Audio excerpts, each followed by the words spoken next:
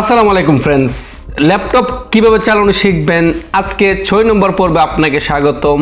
আজকে যেটা দেখাবো, আমরা মাউস দিয়ে রিফ্রেশ দিয়ে থাকি। মাউসের মধ্যে কতগুলো কাজ রয়েছে, এইগুলো যদি শিখে নেন তাহলে আপনি ল্যাপটপ এক্সপার্ট হয়ে যাবেন। ফ্রেন্ডস, বেশি কথা না বলে আমরা স্ক্রিনে চলে যাচ্ছি। তবে স্ক্রিনে যাওয়ার আগে যদি নতুন হয়ে থাকেন সাবস্ক্রাইব করে ফেলুন এখনই। আজকে 6 নম্বর পর্ব। এর আগের যে পর্বটা রয়েছে অসাম 1 থেকে আপনি আজ এই পর্ব পর্যন্ত আপনি দেখে নিন। আপনি সত্যি ল্যাপটপ চালাতে কারো কাছে যেতে হবে না, টাকা দিয়ে আপনাকে ল্যাপটপ কোর্সও নিতে হবে না, একদম ইজিভাবে শিখতে পারেন। বেশি কথা না বলে চলে যাচ্ছি স্ক্রিনে। ফার্স্ট আমরা ল্যাপটপটা ওপেন করার পরে 2-3টা রিফ্রেশ প্রত্যেকই দিয়ে থাকি। তবে রিফ্রেশ দেওয়ার পরে যখন আমরা ল্যাপটপের টাচ প্যাডে যখন আমরা রাইট সাইড ট্যাপ করি, এরকমভাবে একটা ইন্টারফেস চলে আসে, একদম উপর থেকে ভিউ, শর্ট বাই, রিফ্রেশ। আজকে আমি আপনাকে 3টা সম্পর্কে বলার চেষ্টা করব, ভিউ, শর্ট বাই এবং রিফ্রেশ। আমরা সবাই রিফ্রেশ দিয়ে থাকি ল্যাপটপের, তবে আসলে এই শুধু কি আমরা এখান থেকে রিফ্রেশই দিয়ে থাকি, আর কোথাও কি কাজ নেই?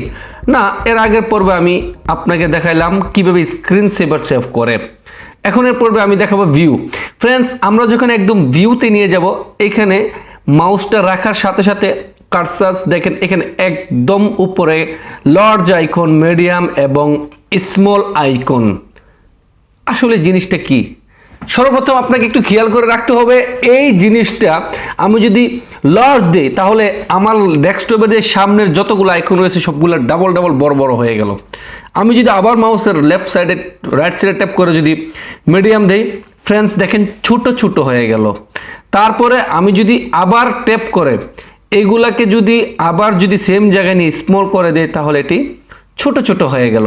আশা করি বুঝতে পারলেন। মাউসের একদম ট্যাপ করে ভিউতে নেওয়ার পরে প্রথম যে 3টা লাইন রয়েছে, 3টা লাইনের 3 ধরনের কাজ। প্রথম হচ্ছে লার্জ মানে বেশি বড়, মিডিয়াম মানে মিডিয়াম অর্থাৎ মাঝামাঝি, আর স্মল মানে ছোট। এই 3টা কাজ আশা করি আপনি ক্লিয়ার হয়ে গেছেন। এখন আমরা চলে যাব এর নিচে, অটো অ্যারেঞ্জ আইকন। আমি যদি এখানে একটা ট্যাপ করি, সবগুলো কিন্তু এক সাইড হয়ে গেছে, অটোমেটিক এগুলো একটা সেট হয়ে গেছে। আপনি দেখতে পারতেছেন সবগুলো কিন্তু অটোমেটিক একটা সেট হয়ে গেছে। এটা হচ্ছে প্রফেশনাল, অর্থাৎ আপনার ল্যাপটপের একটা সুন্দর ধরনের তারা সিস্টেম করে রেখে দিয়েছে। আবার মাউসের রাইট সাইড ট্যাপ করে ভিউতে নেওয়ার পরে এখানে রয়েছে এলিজ আইকন টু গ্রিড।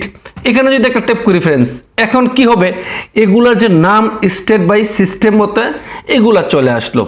তারপরে যদি আবার ট্যাপ করি ভিউতে নিয়ে যাই, একটু নিচে আমি এখান থেকে কিন্তু ফ্রেন্ডস 2টা টিক চিহ্ন আপনি দেখতে পারতেছেন, প্রত্যেকটাতে কিন্তু একটা একটা টিক চিহ্ন সেট হয়ে গেছে। আমি এখান থেকে টিক চিহ্নটা সরিয়ে দিলাম, তার পরবর্তীতে আবার নিলাম, টিক চিহ্নটা সরিয়ে দিলাম। এখন কিন্তু ফ্রেন্ডস আমার এখান থেকে দেখেন সবগুলা কিন্তু সেট হয়ে গেল। তবে আমি এটা টিক চিহ্ন চেঞ্জ করে আমি এখানে নর্মালি নিয়ে আসলাম, দেখেন এই যে।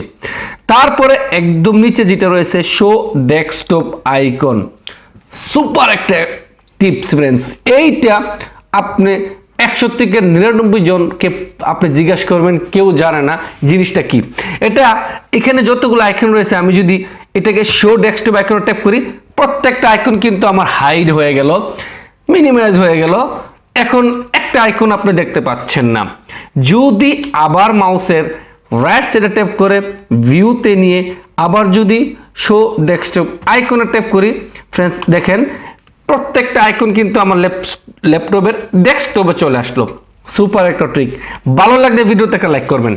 পরবর্তীতে আমরা আবার চলে গেলাম ল্যাপটপের টাচপ্যাডে দিয়ে ভিউতে যেই 6টা জিনিস রয়েছে, মোটামুটি আমরা 6টা জিনিসে অবগত হয়ে গেলাম।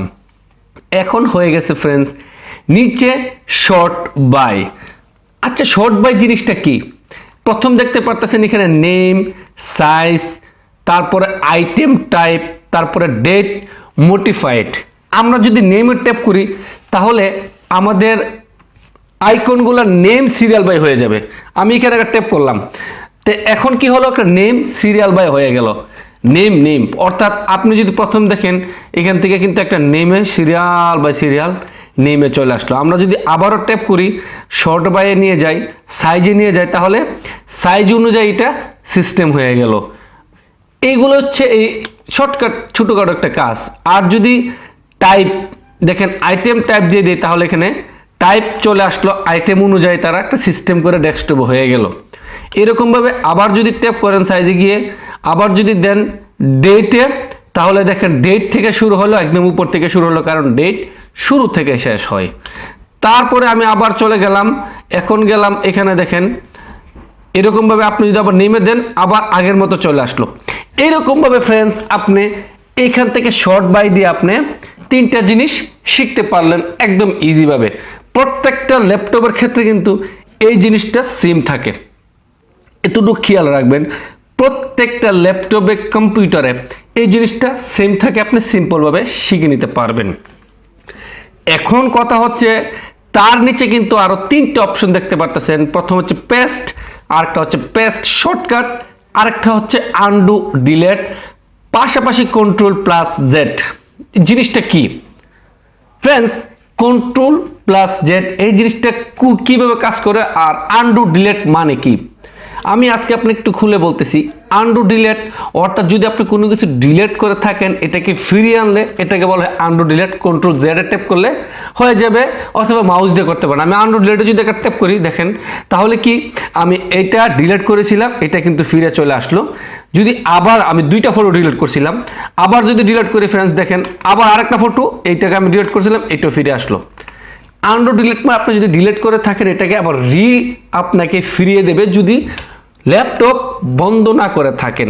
তারপরে যদি আবার যদি দেন রেডিও ডিলিট তাহলে এটা আবার পুরোনায় চলে যাবে, আগের মতন হয়ে যাবে। আবার দিলাম দেখেন এখান থেকে এখন চলে গেছে, এটা লিমিট শেষ, এখন কিন্তু চলে গেল। আমি রিফ্রেশ দিয়ে দিলাম, আমি দেখেন এখন কিন্তু আনডু বা রিডু দুটোটাই চলে গেল। আমি আবার যদি এটাকে ডিলিট করি দেখেন আমি এটাকে আবার ডিলিট করতেছি আপনাকে দেখানোর জন্য।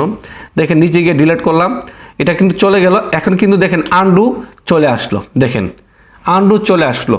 আমি যদি আনডুতে নিয়ে আসি আবার রেডিও চলে আসলো, দেখেন ছবিটা চলে আসলো, এই যে ছবিটা আমি এখানে নিয়ে আসলাম।